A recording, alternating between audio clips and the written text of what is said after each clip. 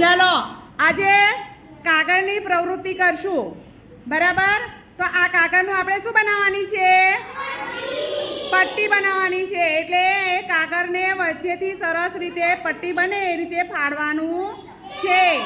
ચલો ફાડો તો સીધું રાખો કાગળ અને પટ્ટીની જેમ। હા જો પેલી છેલ્લે ફાડે છે આ રીતે સરસ।